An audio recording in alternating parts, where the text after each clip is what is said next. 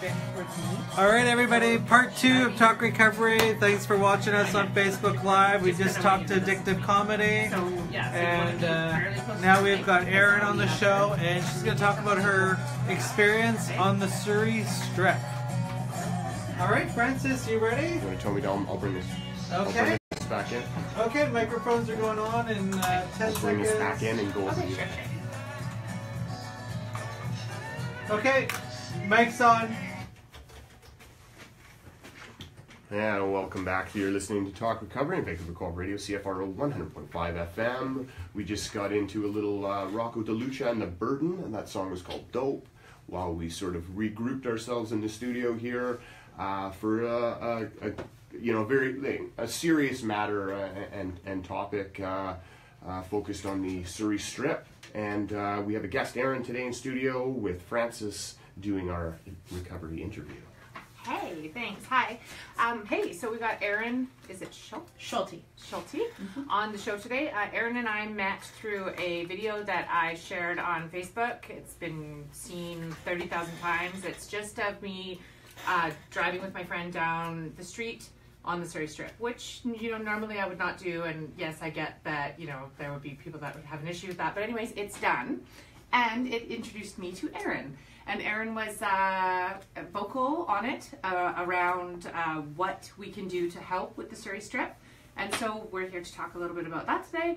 So first of all, Erin, how did you end up on the Surrey Strip? Were you in the Surrey Strip? What tell me a little bit about yourself. About 5 years ago, it actually started around recovery. I had just found that I had been drinking quite a lot due to some really significant issues in my life. And I went to this place called Recovery Church, which is a portion of CLA in Langley. And I found God there, and was sent on a mission trip to. God is in Langley. God is all over Langley. And they sent me down to southern Mexico to do a house build, and to. It was really where I saw my first taste of people that were impoverished and living in junkyards and things like that. So on the bus ride on the way back to the States, I said to the bus driver, how do you just go from such poverty and devastation to going back home to where you're frustrated in a Walmart lineup, and we just have so much of everything. And he said that you have to make your life's mission to create a mission field in your backyard. And so I just meditated on that for quite a while, and the idea of cooking some home cooked meals in my house. Things that, when you'd come home from school and you'd open the front door and you'd smell like fresh baked buns or your Italian grandma's meat sauce on the stove. I wanted to bring that to the homeless on 135A. And so I plotted to make that happen and had some girlfriends jump on board. And we're 4 years deep into being on 135A. So you have been delivering soup to the people that live on 135A in Surrey for 4 years, and well, actually, we can't do the soup anymore. It kind of morphed because the city shut us down. Oh, the city shut the we had to get a phrase down, but not the tents down. Yeah, we had on numerous occasions we were in trouble with the police and. Why? Tell me about that. Because it's against the law to cook food in your own home and serve it to the homeless on 135A. You have to have a Fraser Health permit, and you have to create that food in a food safe kitchen. Okay, so let's look at that for a minute. Sure. Okay. I know. Okay, so this isn't actually a hospital, or do you know what I mean? It's a street, mm-hmm. and it's probably approximately maybe 200 tents. Mm-hmm. Okay, and but it's run by Fraser Health. Why do they have a say in what happens? How does that work? Well, it's definitely not normal. I believe that we were targeted. Is really the truth of it.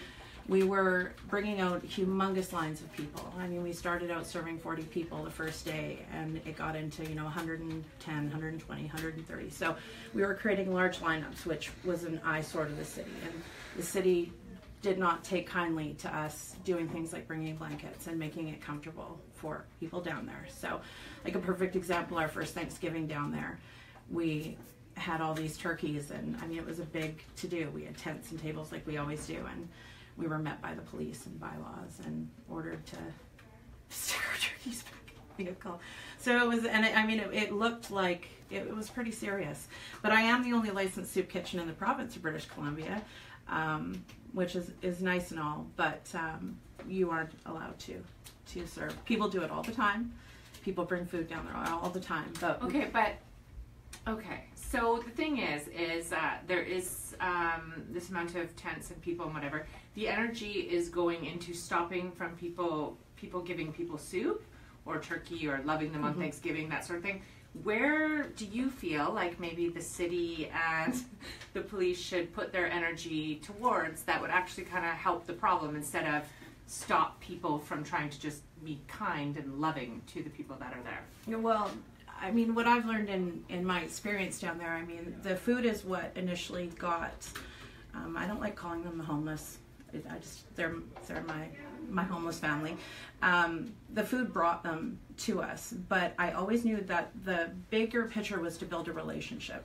The people that live on 135A are the craftiest of crafty. I mean, they live in such an environment that, I mean, they're constantly being ripped off, or their stuff's being taken, or there's a lot of violence. There's, you know, it's not the most kindest environment. So I knew that it was positioning myself down there, and our group as one that could be trusted, and I knew that the investment was in getting to know them, and I knew that the only way to make an impact on that street would be to learn their hearts and learn their stories and commit to them. I mean, we committed every Tuesday, Thursday, and alternate Sunday to them 4 years ago, and that's rang true to this day. We don't miss a service. I mean, we have people that'll walk a kilometer to come and get dog food because they know that I'm going to be there on Tuesday night, you know, at 5:30. So it's the answer on 135A to start will be you have to build a relationship. You have to have that population of people trust you. You have to let them know that truly your intention is to making their life better, and I think that the way to do that is to hear their stories and ask those people what they need instead of having these rules being made by people that have never lived in a tent with a needle in their arm.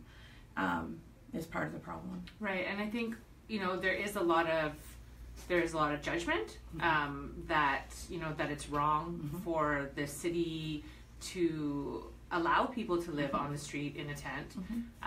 It seems odd to me that it's illegal to give them soup, but legal to allow 200 people to live on a tent. I'm a little confused around that, but anyhow. But then there's also like, okay, so there is judgment. But also I think there's like I don't know, like to me it's like it just looks like there's a problem here. Like, is the problem housing? Is it mental health? Is it addiction? It seems like they need help. Like, so what help do they need? Well, I mean, the first thing is always going to be housing. To make someone well, you need to position them in such a way that they can prosper. You know, having your own room, being able to put pictures up on a wall, not being woken up by someone shaking your tent at 7 o'clock every morning violently. You know, that's how the population wakes up every morning, is by, you know, how many of you are in the tent, because they count every day, right? So every single morning, that's how you wake up, and then that sets the tone for the rest of the day, which involves a lot of policing and a lot of.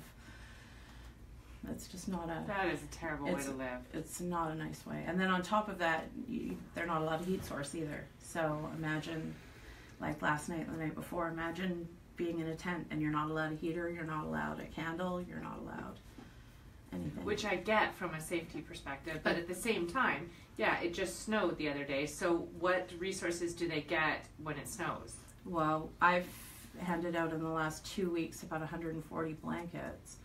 and I could probably have 10 times that and still be handing it out.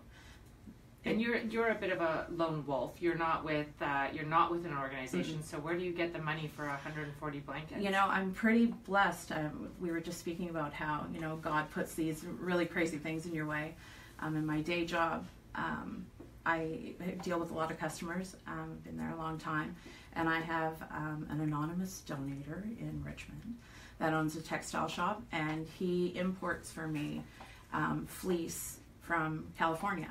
So I'll get hundreds and hundreds and hundreds and hundreds of pounds of crazily decorated fleece, Spider-Man, everything. They just love it, and it's extremely warm. So he pays to the duties and taxes and gets that. So literally the 135A people, California is keeping them warm.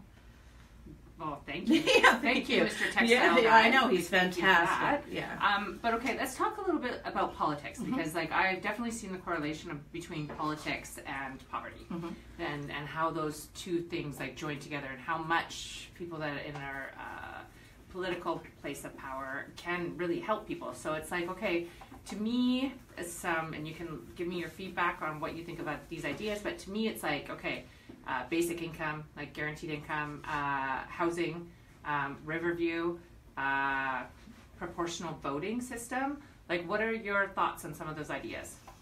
Well, I mean, the housing is obviously, that's my number one thing. We were told last year that we wouldn't see another winter on 135A, which here we are again.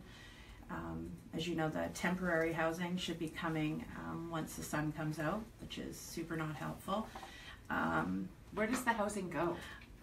They're basically, well, people are under the assumption that it's modular housing that's happening right now, because that's what the city of Surrey was given X amount of dollars for these 100 and some odd modular houses. But in the drawings that I've seen and going to the open house, it's actually, they're like a brick co, big, like a job, like if you're going to work in the oil fields, kind of like just room, and it's, you know, surrounded by chain link. It would not be something that I would call home by any means. It's, I mean, chain link. What do you mean chain link? It's literally a chain link thing. That's around right. The actual house, or around all the houses? They're not even houses. It's just a big. It's one room. It's a door and a. Yeah, floor I mean, thing? the city says they're going to be comfortable. I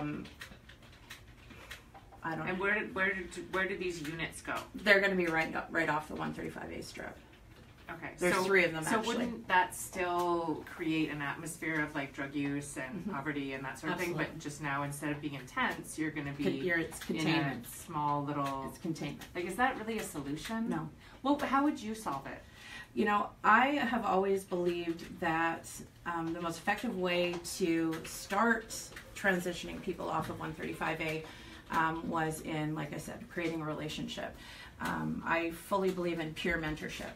You know, having consistent people working with the same people, having a great deal of trust made, finding out what an individual's needs are right now, what they want to do in the future.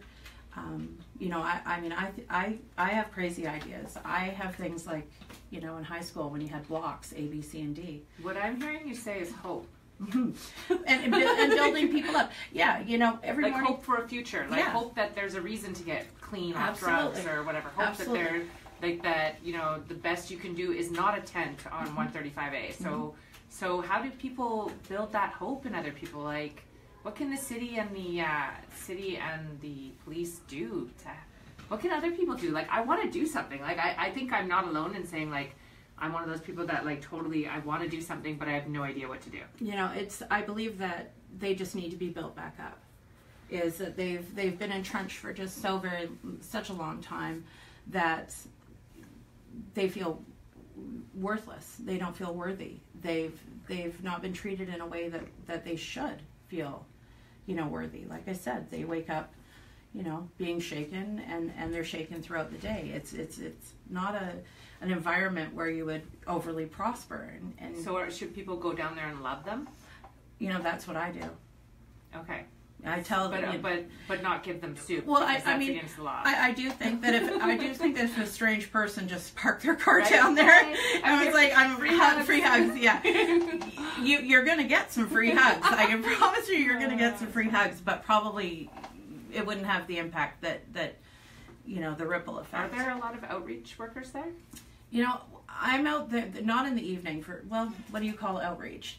Just people going and connecting with people and even offering them like treatment beds. Like, hey, do you know blah, blah, blah, blah? Like that sort of thing is happening there? Yeah, I mean, you get lots of the churches that are like, hey, do you want to find God? And then the next person will come up, hey, do you want to PB&J? Yeah, he's in Langley.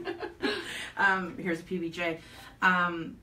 There's services that are in place, but again, we have housing workers on that street, yet I've only seen maybe a handful of people in 4 years find appropriate housing. I know we have 2 women in our community that are doing really well, and it's because their treatment was paid for by an anonymous donor. And so I just think like, wow, like if we could offer that to more people, would they do it, or do they just want to live in a tent and stay on drugs? That I know that sounds judgmental, but honestly, some people do kind of think like, hey, you know what? Like, this ain't so bad. Well, they're professionals at it, right? I mean, resourceful. Absolutely. Yeah. And all your resources are right off 135. So do we need to sort of like have that hope for them? Like even when they think that that's the best they can do, like I don't know. Like I almost feel like there's more questions than answers at this point. But like, what are like maybe like, just in closing, like 3 things that if you had a magic wand that you would put in place, like boom, next week? I want a building. I want a big building with rooms. I don't even need a bathroom in each room. That can be communal showers, communal bathrooms, communal kitchen.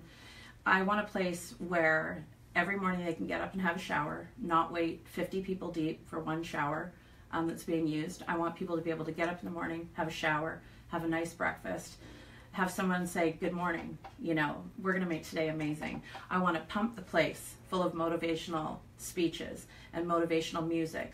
And I mean, I find a lot of, when I'm really down, being on 135A is a hard place to spend a majority of your time. And when I'm down, I'll just pump, some of these amazing speeches that are online and just things that build you up. It's really hard to be very depressed when you're in a happy environment. And the third thing? What would you say, third thing?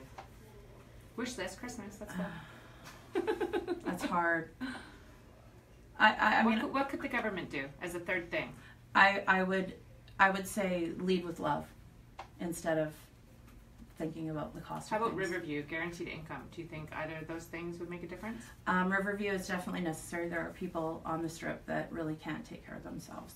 I mean, that is a whole nother issue in itself. It's there aren't just drug addicts on 135. Is it frustrating to see Riverview be empty while all those people are?